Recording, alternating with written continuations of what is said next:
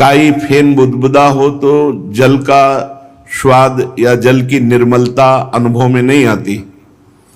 ऐसे ही वृंदावन धाम प्रेमानंद स्वरूप है। प्रेम प्रियाजू, आनंद श्री लालजू, ये प्रियालालमय है। पर त्रिगुण माया का हमारे अंतःकरण में प्रभाव पड़ रहा है, हमारे नेत्रों में प्रभाव पड़ रहा है, इसलिए हमको अनुभव में नहीं आ रहा।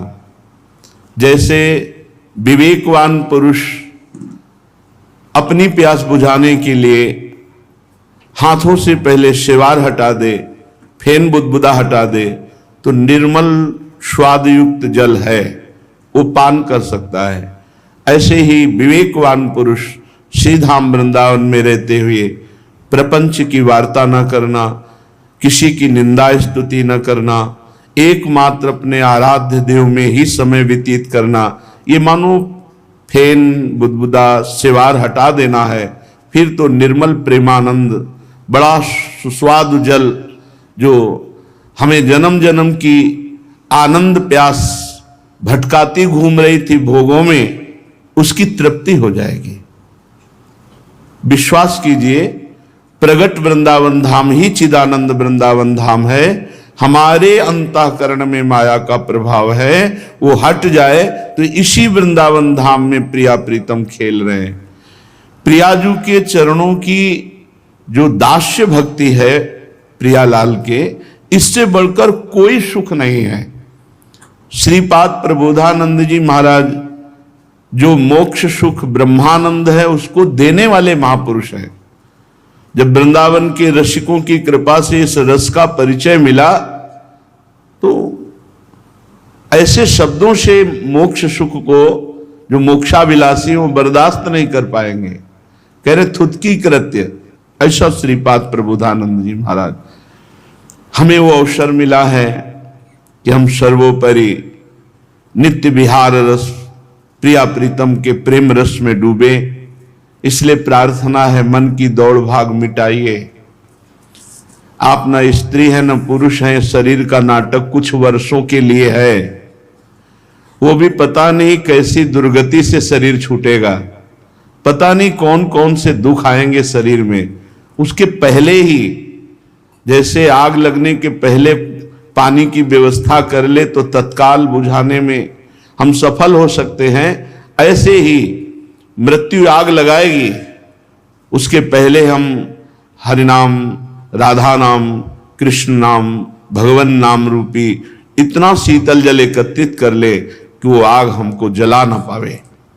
इसलिए बहुत सावधान, प्रमाद की गुंजाइश नहीं है, प्रमाद के लिए समय नहीं है।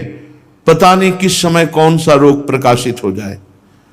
बातें बनाना अलग है, जब शरीर में भयंकर पीड़ा होती तो अच्छे अच्छे भगवान को भूल जाते हैं, अच्छे अच्छों का भजन विघ्न युक्त हो जाता है।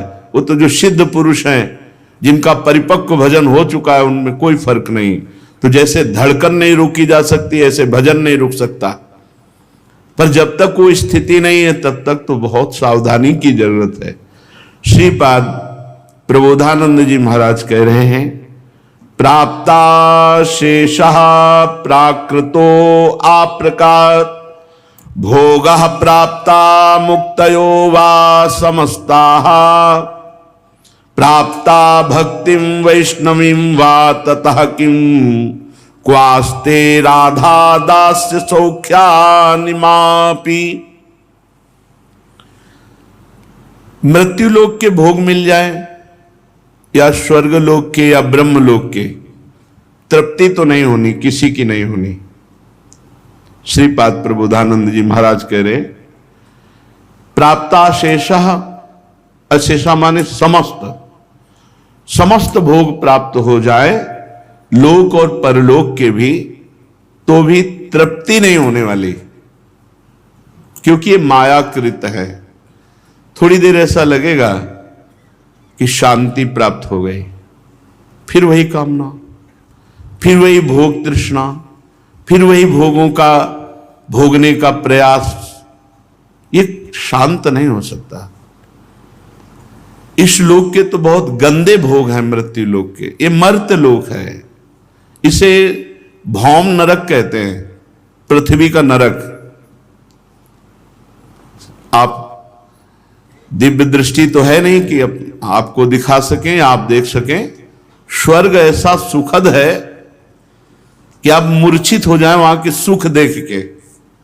और वो भी भोगी हैं, वो भी कामी हैं, वो भी कामना से पीड़ित है, उनको भी ईर्ष्या है, उनको भी तृष्णा है। सामने से जब उनसे ज्यादा सुंदरी अप्सरा और विमान पर वो विहार करते हुए देवता जाता है तो उनको जलन होती है अपने में, और एक माला पहना दी जाती है। जैसे जैसे तुम्हारे पुण्य क्षीण होंगे वैसे वैसे माला तुम्हारी कुम्हलाएगी, और जहां वो पूरी कुम्हला गई तो तुम्हें सर के बल पटक दिया जाएगा नीचे, कहीं सुख नहीं। यहां से लेकर ब्रह्मलोक तक पर है। भगवान कह रहे हैं, उन्होंने रचा है। आ ब्रह्म भुवनान लोकान पुनरावर्तिनो अर्जुन, हे अर्जुन, यहां से लेकर ब्रह्मलोक तक ये सब आने जाने वाले लोक हैं। श्रीपाद कह रहे हैं, प्राप्ता से सा प्राकृतो अप्राकृतो वा। यदि तुम्हें भौतिक पृथ्वी लोक के भोग सब मिल जाए और अप्राकृत देवलोक के सब भोग मिल जाए तो भी तुम्हारा हृदय कभी तृप्त नहीं हो सकता।